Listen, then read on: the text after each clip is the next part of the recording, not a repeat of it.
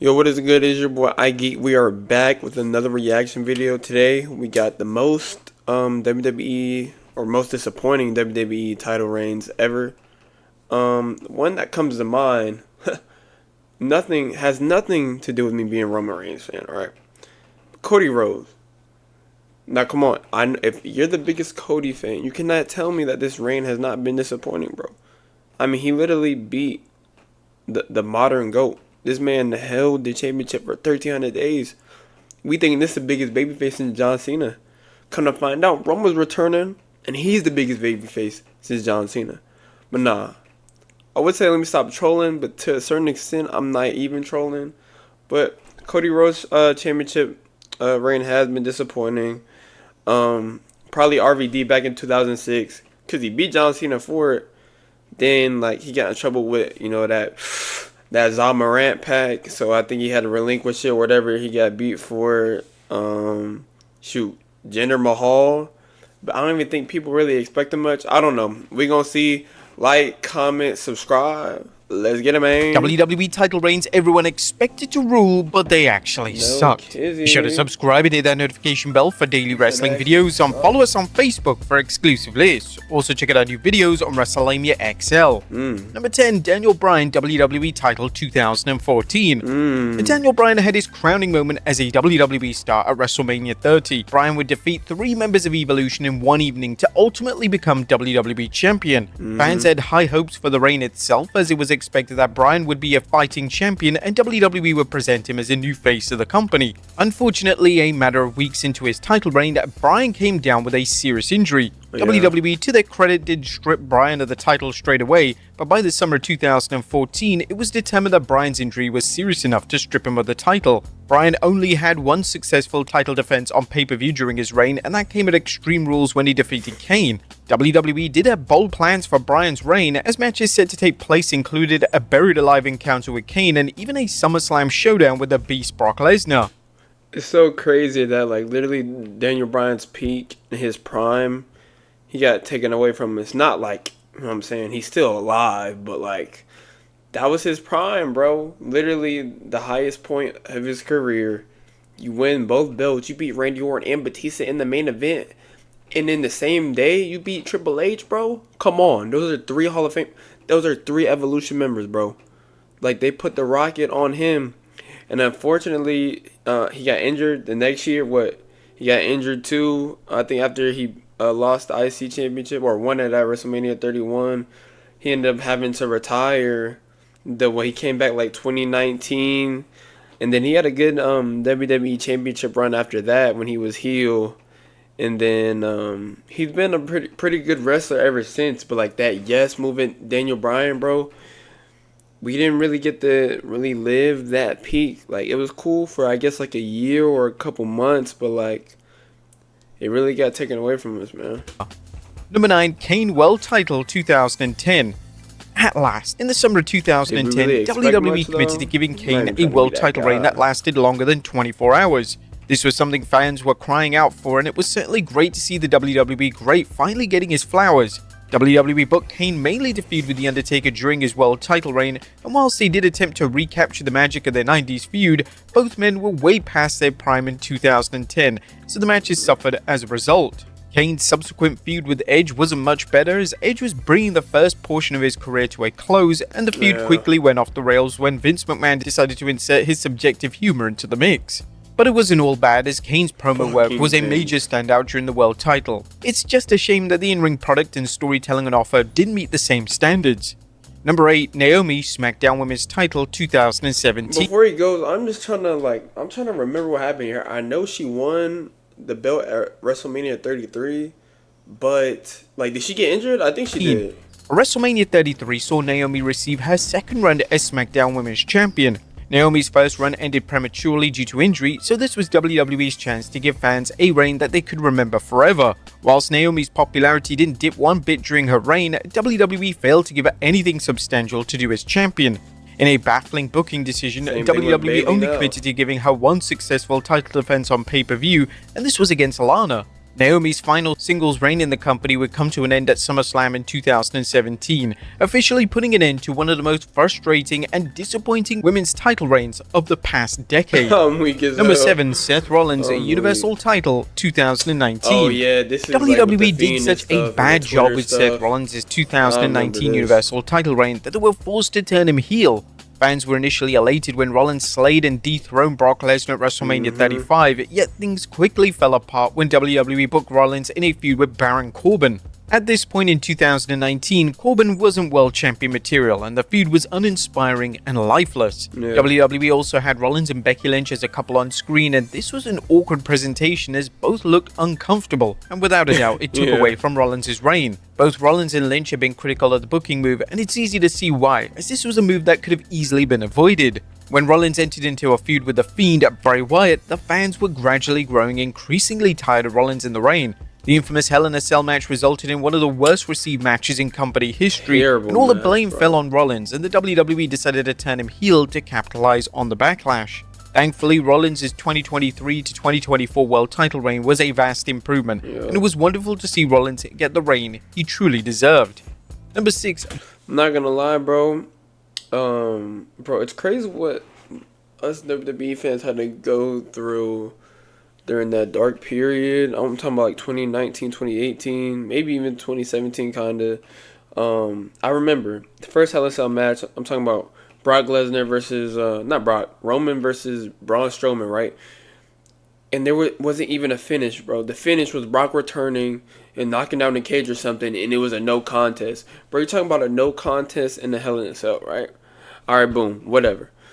2019 Hell in a Cell, bro. You have the ref call off the match because Seth is trying to take his head off with his sledgehammer. Mind you, this is not even like Bray Wyatt or nothing.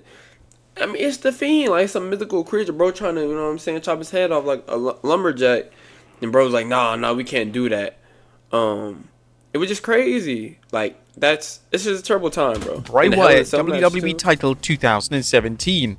Utter joy fell over the WWE fan base when Bray Yeah. Wyatt was crowned WWE champion in should've went over Randy, 2017. Mania. Wyatt had been one of the most celebrated performers Rest of in the peace. past couple of years, and it was about time that Wyatt finally got a chance to have a WWE title reign. This reign started off incredibly well, as Wyatt pinned John Cena in a triple threat match on SmackDown, and it was implied based on this strong initial presentation that Wyatt was going to be presented as a dominant champion. Wyatt was booked to face Royal Rumble winner Randy Orton at WrestleMania 33, and fans were 99% certain that Wyatt would retain, especially as Wyatt had only just won the title, and the storyline between Wyatt and Orton still had places to go. However, in one of the most lifeless matches imaginable, Orton won with an RKO, ending Wyatt's reign in a lousy 49 days. Yeah. Number 5, Rob Van Dam, I literally just WWE said this. title Come on now. 2006. I'm him. Due to the relaunch of the ECW brand in 2006, WWE decided to give one of their top babyfaces in Rob Van Dam a run with the WWE title. RVD was still immensely popular with the audience, and although it could be argued that his WWE title run should have come in at 2001 or 2002,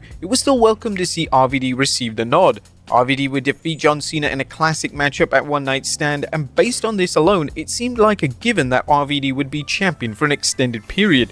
Unfortunately, due to RVD and Sabu being Stay arrested off for that drug Zaw possession, pack. WWE would have no That's choice but to book RVD to drop the title to Edge. RVD was also ECW champion at the time, so of course, he had to drop both titles within a 24-hour period. This was a total letdown, but WWE had little choice in the matter.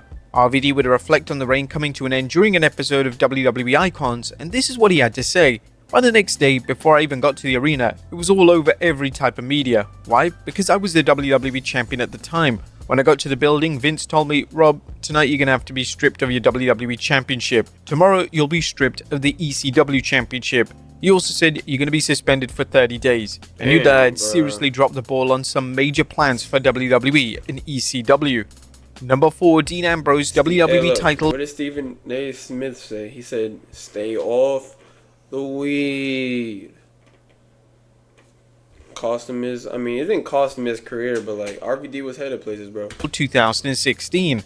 Dean Ambrose's 2016 WWE title reign came at a time in which WWE were about to implement the modern brand split. Due to this, a lot of the positives of Ambrose's reign, such as the feud with Roman Reigns and Seth Rollins, are often forgotten about. Additionally, the reign suffered greatly from WWE failing to present Ambrose and the title as something fans should actually care about. Ambrose's SummerSlam 2016 title defense against Dolph Ziggler was one of the weakest matches on the entire card, and it struggled to compete against matches such as Cena vs AJ Styles and Orton vs Brock Lesnar. Just a month after the infamous Ziggler matchup, WWE decided to have Ambrose drop the title to AJ Styles at the Backlash event.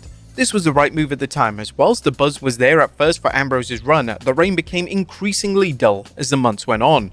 Number 3, Undertaker World Title 2007. WWE's resident phenom The Undertaker won his first world title since 2002 back at WrestleMania 23. The Undertaker having a reign as a modern version of the Deadman character would bring new life into the WWE product, and the Deadman was delivering some of the finest in-ring output of his career, so this was an exciting time for fans of the WWE Hall of Famer. The reign got off to an incredible start as The Undertaker engaged in a brutal last man standing match with Batista at Backlash, yet just after this acclaimed bout, it was ruled that The Undertaker was injured, and the injury was so severe that they needed to get the title off him immediately. They were going through a state of turmoil at the time of The Undertaker's injury, as although it initially looked like Mr. Kennedy was going to cash in his Money in the Bank briefcase on the Deadman, it was ruled that Kennedy was hurt. So in another huge plot twist, Kennedy was defeated by Edge for the briefcase, and Edge would proceed to cash in on The Undertaker. Number 2, Chris Jericho Undisputed Title 2001. See, like, I'm too it was young a pleasant for this. surprise when Chris Jericho became the inaugural Undisputed Champion in late 2001. Logic would assume that WWE would crown either The Rock or Stone Cold Steve Austin, however, Vince McMahon ultimately decided that Jericho was the right call.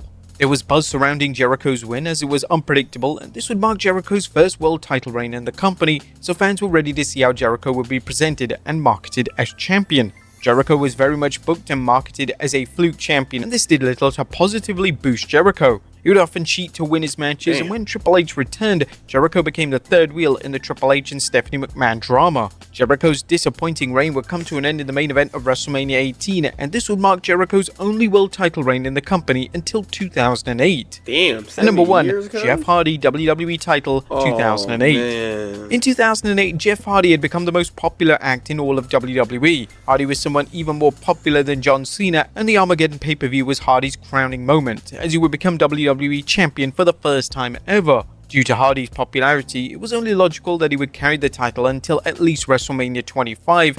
However, WWE had other ideas. At the very next pay-per-view, that being the 2009 Rumble, Hardy dropped the title to Edge. There are numerous reasons as to why WWE failed to commit giving Hardy a substantial run with their top prize, and wrestling legend Jim Ross discussed this on his podcast, exactly why WWE didn't give the fans what they wanted. There's no reason that Jeff Hardy would not have been a great WWE champion or any title, but he just wasn't reliable. And how do you put your championship on somebody you don't have full confidence that they're going to be cool? They're going to be okay. Can they take the pressure of being champion? Can they take the pressure of going on last night after night? And look, I get it. It's kind of like the RVD situation. You know, I think Jeff, even still to like a couple years ago, I think either alcohol or drug abuse, but he struggled a lot with that. But it's really just unfortunate because, if you know, when we were kids, Jeff, they talk about aura now. Before Roman Reigns had infinite aura, Jeff Hardy, coming out to no more words, armbands, face paint, just, hey, like, you feel me? Like, it was just crazy, like Jeff had that charisma, the aura, he had everything. He was just fighting a battle with himself, and it's so unfortunate because, this title run was very, very, very short. Lost it at the Rumble. Then he's shooting with his brother, and, he got a couple world championship reigns, but his whole WWE run in general, like after the tag team stuff, could have been so much better. But it's still crazy because, like, he's one of the greatest, like, for sure. I don't care what anybody says, bro. And I'm not even talking about tag. Like, you say Jeff Hardy, he's up there for sure. But there you have it, folks. 10 WWE title reigns everyone expected to rule, but they actually sucked. Yeah, I think I got a couple on the spot. The Jeff one just set me back a little bit because he could have been up there with the John Cena's, the Roman Reigns, the Seth Rollins, and he is kinda, but we don't really talk about Jeff Hardy. Or I guess WWE doesn't really talk about Jeff Hardy like how, they should, and what could have been, you know. But anyways, like, comment, sub, bro. Comment down who you think is the most disappointing WWE title reign. I'll probably go Jeff Hardy just because he had all that aura and stuff, and he just couldn't get right. But I don't know. Let me know down below. I'll see y'all boys in the next one. Peace.